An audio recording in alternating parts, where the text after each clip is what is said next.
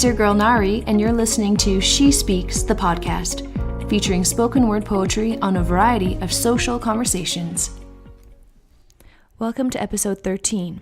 This week, I'm sharing a piece that's particularly intimate for me as it touches on my vulnerabilities that I rarely let see the light of day. It's called My Smile.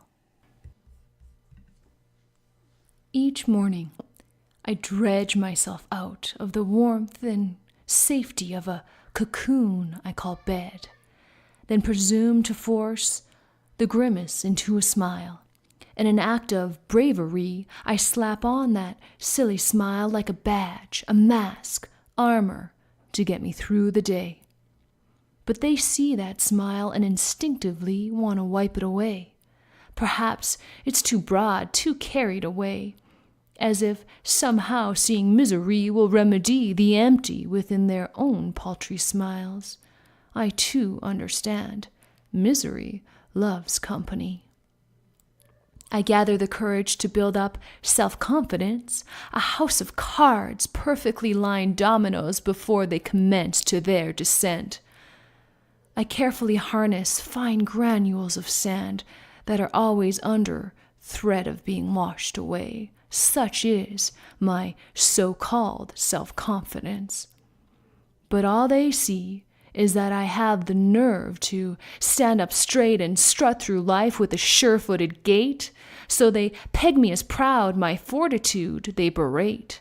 They claw and claw to bring me down, insecurity likes to breed and feed on flesh, leeches desperate to sustain their own precious lives, the only way they know how to survive.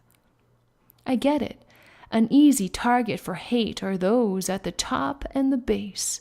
One stems from fear and the other a desire to get near. The hate that you give is often a manifestation of the chaos brewing inside.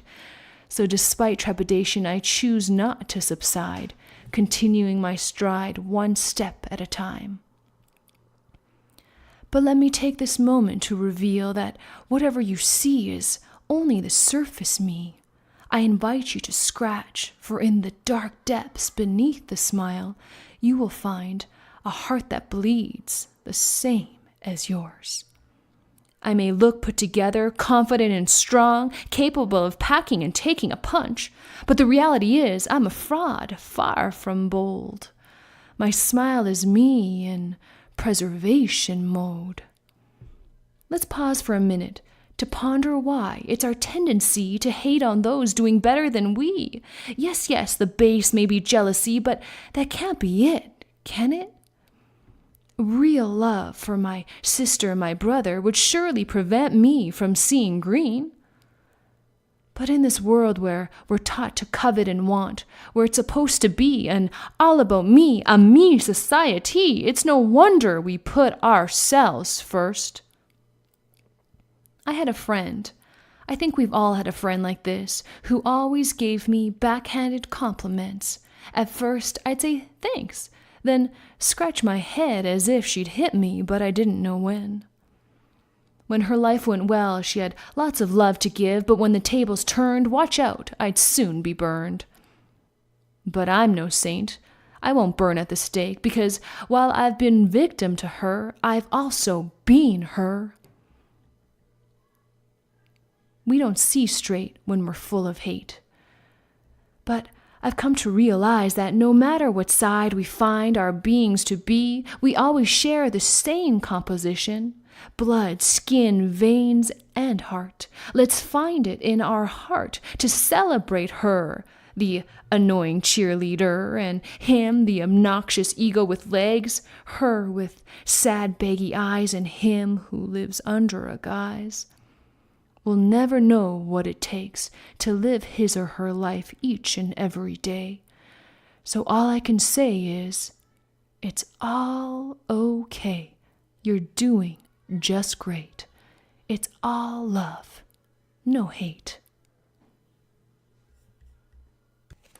That one was called My Smile. Let's all take a moment to remind ourselves to be kind to each other, because we just never know what the person beside you is going through. even those you think are doing well or those you think you know so well. We all have a story to tell. Let's spend more time listening and empathizing rather than judging. Be kind to each other. Thanks so much for listening, truly. If you like what you heard, be sure to rate and subscribe on your podcast platform of choice. My name is Nari, and you've been listening to She Speaks. Come on back next week for a brand new piece.